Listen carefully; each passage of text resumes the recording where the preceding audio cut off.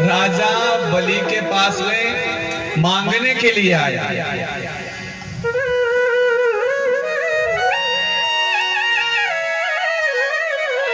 और जब मांगने के लिए आया, राजा बलि ने देखा और कहा, कहिए किस लिए आना हुआ? बस आपके दर्शन की लालसा थी। सुना था आपके दादा परदादा राजा विलोचन, आपके जो परबाबा हैं, आपके बाबा प्रहलाद एक से एक बड़े दानी, एक से एक बड़े भक्त हैं, तो हमने सोचा आपके भी हम दर्शन करने के लिए चले आए।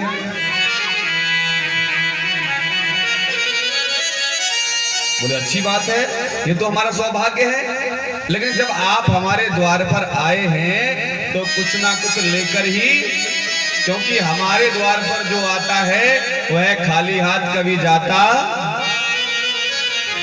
खाली हाथ कभी नहीं गया लौटकर।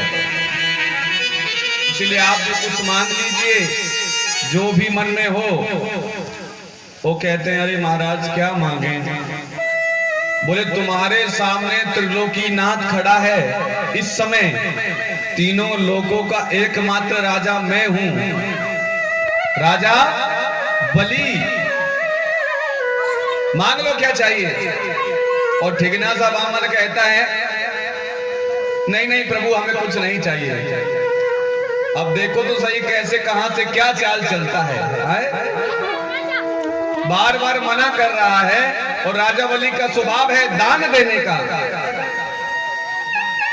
अरे क्यों नहीं, जब दर पे आए तो कुछ लीजिए।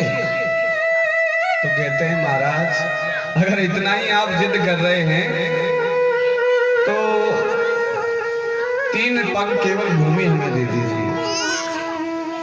अब राजा बलि ठसका मार कहते, अरे महाराज कैसे आप, अरे रात तो रहे बामन की बामन है? अरे इतनी सी छोटी आप हैं, उतनी सी छोटी आपकी सोच है, मांगना भी नहीं आता। अरे 2-4 गांव मांग लिया होता, 1-2 राज्य मांग लिया होता, आराम से दे देता। अब बामन बोले महाराज कैसे मांगे? राजा बलि समझे, अच्छा आप अकेले हो इसलिए नहीं मांग रहे हो। अरे आप कहो तो एक अच्छी सी कन्या ढूंढ करके आपका विवाह करा दें, तब तो मांगोगे। जब 1 से 2 हो जाएंगे तो जरूरतें बढ़ जाएंगी, आप कहें तो विवाह करा दें।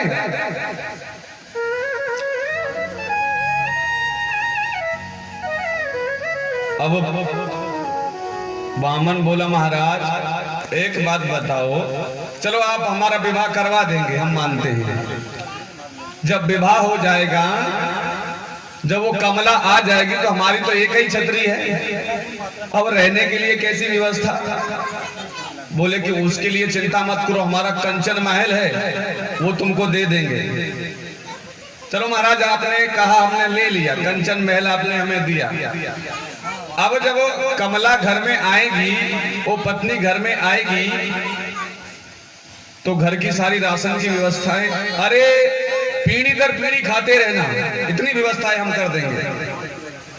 बोले महाराज ये तो आपकी उदारता है, क्योंकि दानियों में सर्वश्रेष्ठ यदि कर्ण के बाद यदि तो किसी का नंबर आता है तो महाराज बलि का आता है। महाराज आप तो बड़े दानवीर हैं, आपके डीएनए में ये चीज है, आपकी पीढ़ी दर पीढ़ी ये चली आई है, तो आप में स्वभाव क्यों नहीं होगा? एक से एक भक्त आपके कुल में है, आपके खानदान में है, तो उनका असर कहीं ना कहीं तो आप पर होगा।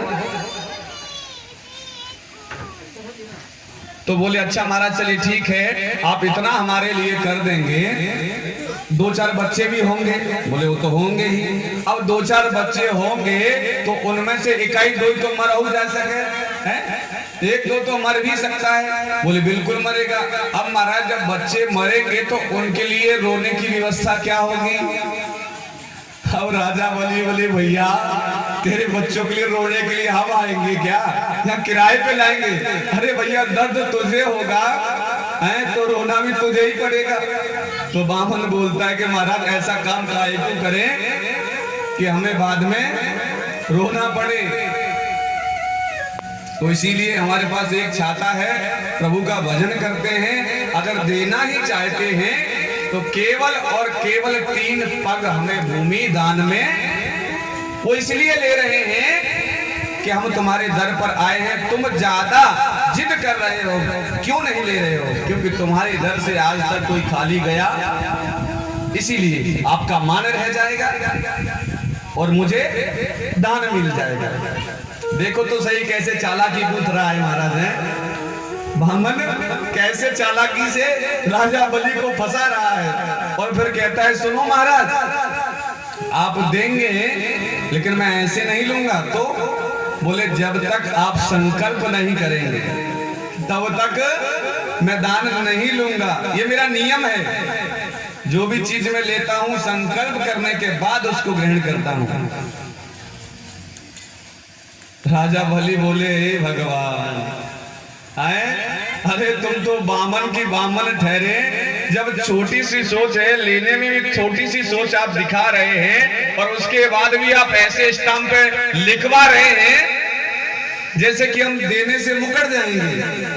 अरे महाराज आप ही का राज्य है पूरा ब्रह्मांड, तीनों लोगों का मैं राजा हूं, जहां चाहे वहां से 3 पग नाप लो। बोले नहीं, जब तक आप वचन नहीं दोगे तब तक हमें नहीं नापेंगे। संकल्प करो। धर्म प्रेमियों